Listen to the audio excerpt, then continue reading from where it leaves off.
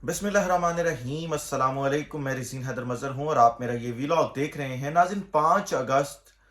2023 को एक फैसला साबिक वज़ीर आज़म और चेयरमैन तहरीक इंसाफ इमरान खान के खिलाफ सुनाया जाता है और उस फैसले के बाद एक नई डिबेट जन्म लेती है और वो डिबेट तोशा खाना और पनामा केस को आपस में लिंक करने की डिबेट होती है। और ये कहा जाता है कि जिस तरह से तोशा खाना फैसला गलत है, उसी तरह से पनामा का जो फैसला है वो भी सरासर गलत था। और ये भी कहा जाता है कि इमरान खान साहब को जिस तरह से नाअहल किया गया, उसी तरह से ही सिस्टम से आउट करने के लिए नवाज शरीफ साहब को जो है वो नाअहल किया गया था। लेकिन इस वीडियो के अंदर आज हमने डिस्कस करना है कि क्या आया पनामा केस और तोशा खाना केस एक जैसे हैं? क्या आया इमरान खान और नवाज शरीफ अब इस वक्त एक पलड़े में खड़े हैं? या आप ये कह सकते हैं कि हमने आज तोशा खाना केस और पनामा केस के अंदर जो सिमिलैरिटीज हैं और जो डिफरेंसेस हैं वो बारी बारी करके आपके सामने रखने हैं। लेकिन इन तमाम तफसीलात से पहले आपसे दरख्वास्त करनी है कि चैनल को सब्सक्राइब करना मत भूलिएगा, बेल आइकन को भी दबा दीजिएगा ताकि मेरे आने वाली तमाम तर वीडियोस आप तक पहुंचती रहें और आपको और मेरा जो ये तस्वीर और आवाज की दुनिया का साथ है ये बरकरार रह सके। नाज़रीन, इस पूरी की पूरी डिबेट को समझने के लिए हमें आज से तकरीबन 6 साल पीछे जाना होगा। और ये बात है 28 जुलाई 2017 की, जब सुप्रीम कोर्ट ने नवाज शरीफ को नाअहल करार दिया था और जो रेफरेंसेस थे वो एहतसाब अदालतों को भिजवाए थे। अब जब वो रेफरेंसेस एहतसाब अदालतों को भिजवाए गए तो 5 जुलाई 2018 को साबिक वजीर आजम नवाज शरीफ को 10 साल कैद बामुशक्कत और 80 लाख पाउंड जुर्माना जो है वो उसकी सजा सुनाई गई थी। उसके बाद 24 सितंबर 2018 को अल अजीजिया रेफरेंस में 7 साल कैद और 2.5 करोड़ रुपए 2.5 करोड़ डॉलर का जो जुर्माना है वो उनको उसकी सजा सुनाई गई थी। और उसके बाद जो है वो फिर एक और रेफरेंस दायर किया गया था जो था फ्लैगशिप रेफरेंस, उसमें नवाज शरीफ को बाइज्जत बरी किया गया था। नवाज शरीफ को इन फैसलों के बाद कमरे अदालत से ही जो है वो गिरफ्तार कर लिया गया था, जिसके बाद उन्होंने कुछ अरसा जो है वो जेल में गुजारा था। इसके बाद चलते हैं 5 अगस्त 2023 को, जब इस्लामाबाद की सेशन अदालत ने साबिक वजीर आजम और चेयरमैन तहरीक इंसाफ इमरान खान को 3 साल कैद और 5 साल के लिए जो है वो नाअहल किया था। अब देखना ये होगा कि अब जो ये इमरान खान साहब को नाअहल किया गया है और जो नवाज शरीफ को नाअहल किया गया था, इसमें सिमिलैरिटीज सबसे पहले हम डिस्कस कर लेते हैं। उसके बाद हम इसके डिफरेंसेस जो है वो भी डिस्कस कर लेंगे बारी बारी करके। पहली सिमिलैरिटी इसमें क्या है? पहली सिमिलैरिटी ये है कि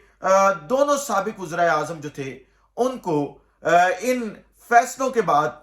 जेल भी जाना पड़ा और दोनों वज़ीर आज़म जो थे वो नाअहल भी हुए थे। दूसरी सिमिलैरिटी इसके अंदर क्या है? दूसरी सिमिलैरिटी ये है कि इन दोनों केसेस के अंदर जो है वो वकील सफाई जो थे वो ख्वाजा हारिस थे। तीसरी सिमिलैरिटी ये है कि दोनों केसेस में मुल्क की मुक्तदरा, यानी आप उसे एस्टेब्लिशमेंट भी कह सकते हैं, वो मुबैना तौर पर इन्वॉल्व थी। और आज तक ये कहा जाता है कि दोनों केसेस के अंदर जो है वो मुक्तदरा मुकम्मल तौर पर इन्वॉल्व थी और मुक्तदरा ने जो है वो अपने मर्जी के फैसले लिए थे और सिस्टम से आउट करने के लिए फैसले करवाए थे। चौथा जो एक सिमिलैरिटी इन दोनों केसेस में है वो ये है कि दोनों केसेस सहाफियों के इंकशाफात के बाद जो है वो बनाए गए थे। पांचवी सिमिलैरिटी, जो पांचवी और आखिरी सिमिलैरिटी है, वो ये है कि दोनों केसेस में जितने भी पाकिस्तानी लोगों के नाम आए थे, यानी आप पनामा के अंदर अगर देख लें तो पनामा एक ऐसा केस था कि जिसके अंदर और पाकिस्तानी लोगों के भी नाम थे और तोशा खाना केस के अंदर भी जो है वो और लोगों के नाम भी थे। लेकिन दोनों केसेस के अंदर सिर्फ एक साबिक वजीर आजम जो थे उनको ही सजा मिली। किसी और शख्स के खिलाफ ना तो कोई ट्रायल हुआ और ना ही किसी शख्स को जो है वो किसी किस्म की सजा सुनाई गई। अब जरा बढ़ते चलते हैं डिफरेंसेस की तरफ के इन दोनों केसेस में फर्क क्या है। इतनी सिमिलैरिटीज आपने नहीं सुनी जितने अब मैं आपको डिफरेंसेस बताने जा रहा हूं, और आप इस वीडियो के एंड पर खुद फैसला कीजिएगा कि इस वक्त मुल्क के अंदर इंसाफ का निजाम कहां पर स्टैंड कर रहा है। पहला फर्क जो है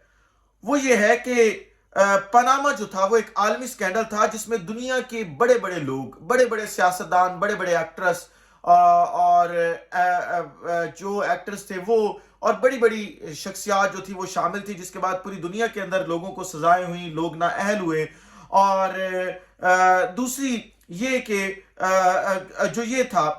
توشہ خانہ، اس میں صرف سپیکر کی جانب سے جو ہے وہ ایک reference election commission of Pakistan کو بھجوایا گیا تھا، اور یہ ریفرنس بھجوایا گیا تھا جو پہلے بائی الیکشنز ہوئے تھے پنجاب کے، جس میں پاکستان تحریک انصاف نے کلین سویپ کیا تھا اس کے بعد۔ اور ہم نے دیکھا کہ دنوں کے اندر ہی 21 اکتوبر 2022 کو الیکشن کمیشن آف پاکستان نے عمران خان کو نااہل کر کے فوجداری مقدمے کی طرف یہ معاملہ چلا دیا تھا، اور اس کے بعد ایڈیشنل سیشن جج ہمایوں دلاور نے جو ہے وہ ایک ٹرائل کیا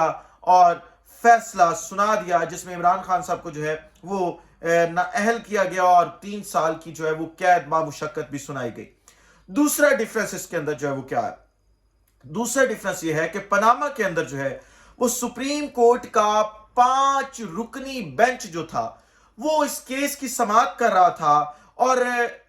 اس بینچ نے جو ہے وہ اس کیس کی سماعت جے آئی ٹی کی روشنی میں کی تھی، اور جے آئی ٹی کی جو رپورٹ تھی اس کی روشنی میں ہی نواز شریف سابق وزیر اعظم کو جو ہے وہ نااہل کیا گیا تھا۔ اب جو یہ جے آئی ٹی تھی، اس کی نگرانی جو تھی وہ direct supreme court of Pakistan کر رہی تھی، اور اس نگرانی کے اندر جے آئی ٹی نے جو تحقیقات کی تھی، اس جے آئی ٹی نے 10 والیوم پر مشتمل جو ہے وہ رپورٹ اپنی جمع کروائی تھی، اور یہ report supreme court of Pakistan میں تب جمع کروائی گئی تھی، اور جے آئی ٹی نے بتایا تھا کہ نواز شریف اپنے بیٹے کی کمپنی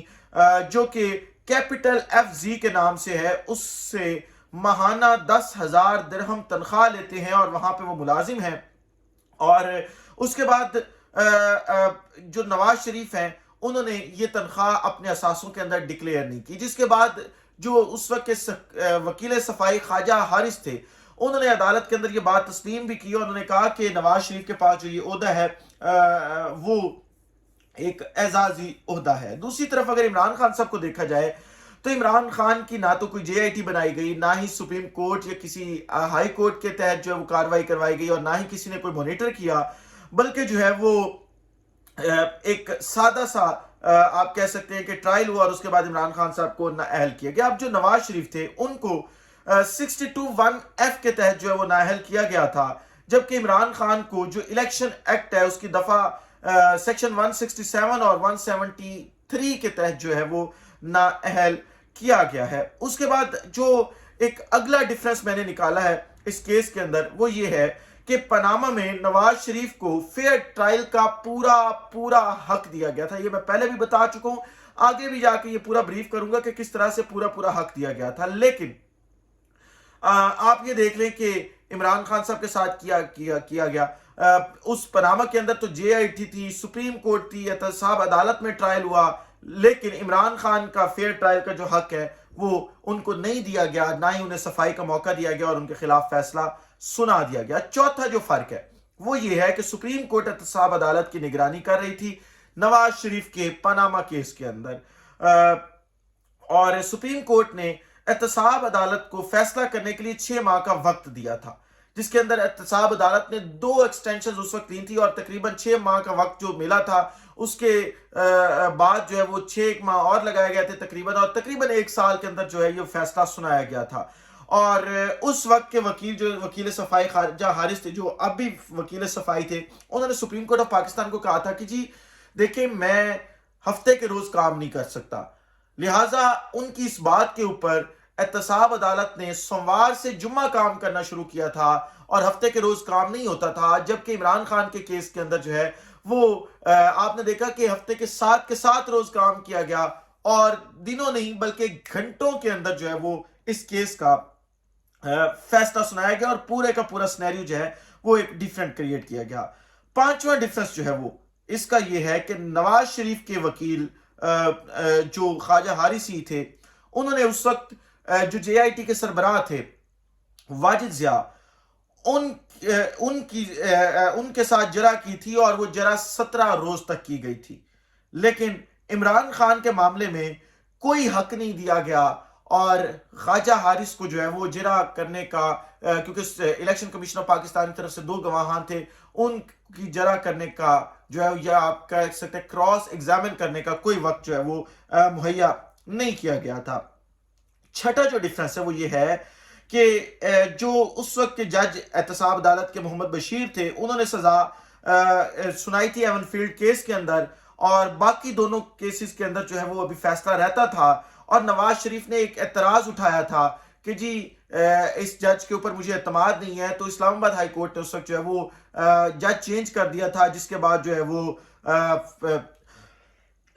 سوری یہ کیس جو تھا وہ لگایا گیا تھا ایک اور جج کے پاس، اور پھر اس جج نے جو ہے وہ یہ کیس سنا تھا۔ لیکن عمران خان کے معاملے میں ٹوٹل سینیریو ڈیفرنٹ تھا۔ عمران خان نے متعدد درخواستیں دے رکھی تھی اسلام آباد ہائی کورٹ کے اندر، لیکن کسی بھی درخواست کو جو ہے وہ نہیں سنا گیا، بلکہ درخواستیں مسترد کی جاتی رہیں، جبکہ جو جج تھا عمران خان کا فیصلہ سنانے والا، آپ ذرا اس کا دیکھیں ہمایوں دلاور کا، تو اس کی فیس بک اکاؤنٹ پہ عمران خان کے خلاف پوسٹیں ملی، سب کچھ ملا، لیکن عمران خان کو فیئر ٹرائل کا حق نہیں دیا گیا، اور نہ ہی جو ہے وہ جج تبدیل کیا گیا، جو کہ کسی بھی ملزم کا ایک بنیادی حق ہے۔ ساتواں ڈیفرنس یہ ہے کہ نواز شریف کو ثبوت اور گواہ پیش کرنے کی مکمل سہولت دی گئی تھی، جبکہ عمران خان صاحب نے 4 گواہوں کی لسٹ دی تھی جو ایڈیشنل سیشن جج ہمایوں دلاور تھے ان کو، اور یہ کہا تھا کہ آپ ان کو عدالت بلائیں، لیکن ان کو عدالت بلانے کے بجائے جو ہے وہ ایڈیشنل سیشن جج ہمایوں دلاور نے آپ کہہ سکتے ہیں کہ وہ درخواست مسترد کر دی، اور گواہوں کو جو ہے وہ پیش نہیں کیا گیا وہاں پہ۔ 8واں فرق جو میں نے نکالا ہے وہ یہ ہے کہ الیکشن کمیشن نے ٹائم فریم کے بعد آپ یہ کہہ سکتے ہیں کہ نواز شریف کا جتنے بھی فیصلے ہوئے تھے یا جو بھی کیس چلا تھا وہ ٹائم فریم کے اندر چلا تھا، لیکن الیکشن کمیشن آف پاکستان نے جو ہے وہ یہ اپنے ٹائم فریم سے باہر جا کر فیصلہ لیا۔ وہ کس طرح سے کہ جب کوئی گوشوارے اپنے جمع کرواتا ہے، فارم بی جمع کرواتا ہے، تو اس کے گوشوارے جمع کروانے کے 120 دن تک جو ہے وہ آپ کہہ سکتے ہیں کہ الیکشن کمیشن آف پاکستان کوئی ٹرائل کر سکتا ہے یا کوئی کاروائی کر سکتا ہے، لیکن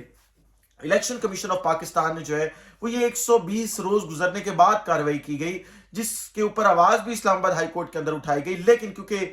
پورے کا پورا سسٹم بکا ہوا تھا، لہٰذا جو ہے وہ کوئی بات نہیں سنی گئی، اور 120 دن گزرنے کے باوجود جو ہے وہ کاروائی کی گئی۔ 9واں فرق جو تھا وہ یہ تھا کہ نواز شریف خاندان جو تھا وہ آخری دن تک یہ نہیں مان رہا تھا جب تک جی آئی ٹی کی رپورٹ نہیں آئی، کیون فیلڈ اپارٹمنٹ ان کے، آپ ان کے بیانات اٹھا کے دے سکتے ہیں، لیکن دوسری طرف عمران خان صاحب جو ہیں، عمران خان صاحب نے ایف بی آر کے اندر اپنے یہ اثاثے ڈکلیئر کیے تھے، لیکن فارم بی کے اوپر ڈکلیئر نہیں کیے گئے جو الیکشن کمیشن آف پاکستان کا تھا۔ اس کو بنیاد بنا کے عمران خان صاحب کو نااہل کیا گیا، یہ فوجداری مقدمہ چلایا گیا۔ اب سوال یہ پیدا ہوتا ہے کہ ایک شخص، یعنی فرض کیا مجھے جو آپ ہیں، آپ نے مجھے کوئی ایک فون یا کوئی گھڑی گفٹ کی، میں نے وہ گھڑی اپنے پاس 2 دن رکھی، یعنی وہ چیز میری ملکیت تھی، ان 2 دنوں میں 2 دن بعد وہ چیز میں نے بیچ دی، اب وہ چیز میری ملکیت نہیں رہی۔ اب ایک چیز میری ملکیت ہی نہیں ہے تو میں فارم بی کے اندر کون سی چیز شو کرواؤں کہ یہ میری ملکیت ہے؟ میں نہیں کروا سکتا۔ لہٰذا یہ چیزیں وہ تھیں کہ جو ڈیفرنسز پیدا کرتی ہیں کہ عمران خان صاحب کے کیس کے اندر اور توشہ خانہ کیس کے اندر۔ اب دیکھنا یہ ہوگا کہ جتنے سوالات ہم نے اس ویڈیو کے اندر اٹھائے ہیں، جتنی انلیگیلٹیز ہم نے اس ویڈیو کے اندر اٹھائی ہیں، کیا ان کا فیصلہ ہوتا ہے؟ کیا عدالت عظمیٰ یا عدالت عالیہ جو ہے وہ ان کے اوپر کوئی ایکشن لیتی ہے یا نہیں لیتی؟ انتظار رہے گا عدالت عظمیٰ اور عدالت عالیہ کا۔ اپنی رائے کمنٹ سیکشن میں دینا مت بھولیے گا۔ اس ولاگ سے اجازت دیجیے، اپنا خیال رکھیں، اپنے کے لوگوں کا خیال رکھیں، وطن عزیز پاکستان کا خیال رکھیں۔ اس وطن عزیز پاکستان کو اور آپ تمام لوگوں کا اللہ حامی و ناصر ہو۔ پاکستان زندہ باد۔